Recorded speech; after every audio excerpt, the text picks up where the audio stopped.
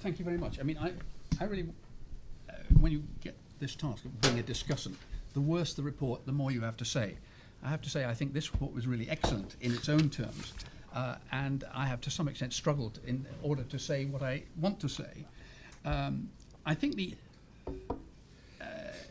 speaker said that there's quite a lot in the report about the barriers to these sorts of change, and I think two ideas that are worth stressing, and again, I don't know if Nicola is going to mention this, but the two main sources of energy efficiency globally are industrial structure changes. So if you do things that are less energy intensive, as in Britain, you go to banking rather than steel making, your energy efficiency improves massively. And the other is technical change. So modern vintages of technology, from stoves to power stations, are more efficient in energy terms and many other terms. So the rate at which the capital stock changes is the primary driver of energy efficiency. Yeah. And in that sense, it's quite difficult to know how you change those things, particularly if you're a poor country. Because the reasons that your capital stock is not changing rapidly is because you're poor and your capacities to do these things. I've many case studies of firms that have tried to increase their energy efficiency, and the new equipment has been run inefficiently, and actually the total energy use per unit of output has actually got worse until they learn how to do these things. So the question in my mind, look, I think it's a very, very good report, and there's a lot in there and much more than we can cover today. I think the question in my mind is, what does the report offer, or what do we as a group offer in terms of policy action that has not been tried over and over and over again? I mean, it is true there's, at that macro sense, we have a positive story. But I have to tell you that when you're at the micro level, it's hugely more difficult. And indeed, many organizations, including the World Bank, have really shied away from the issue because they really don't have policy instruments that really do something in this area. I mean, you mentioned many audits and incentives and legislation and things, but I mean, if you have a regulatory authority, you've got to enforce it. You have to have the capacity to enforce it, and all of these things are difficult. Slow technical change is in part a function of a lack of capital. So the issue, in a sense, if you think why the World Bank was created in the first place, was that capital markets did not, and I would say do not, work very effectively for providing infrastructure, capital for big infrastructure, and that is going to be the main source. What do Simon on the train asked me what new did I have to say? I mean, I think there are two things that are scraping the barrel somewhat. One, I think, is about the nature of this type of report. I think one is what I think in the jargon is called segmenting the market. Really, segmenting the audience. Who is the audience?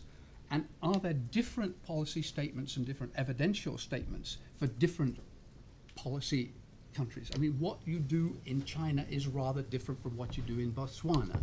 What you do in Beijing is probably very different from what you do in Western China. So there's a whole set of issues that I think a more segmented approach. I was delighted to see various things about at the end about source of information, but I think one of the things is the world is extremely familiar with these tasks, and we are very familiar about what works and doesn't work.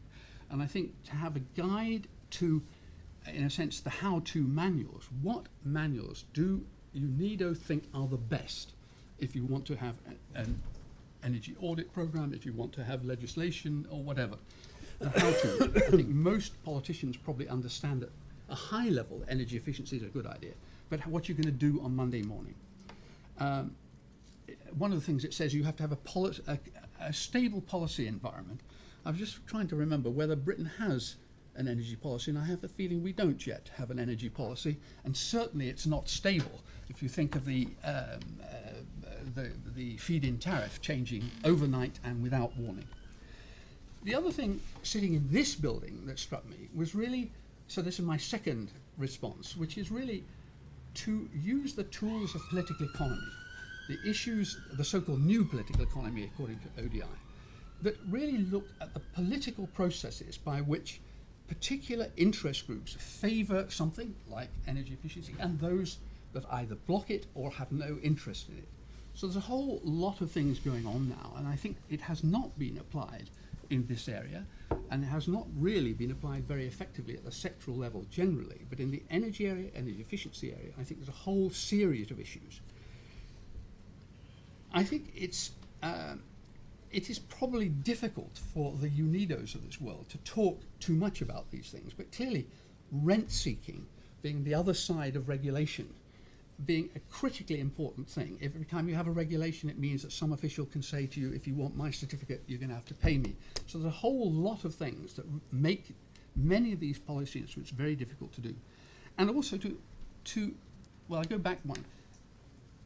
When I started working on these things, and I have to say we came to the same conclusions 30 years ago, if it is so damn obvious, why doesn't everybody do it?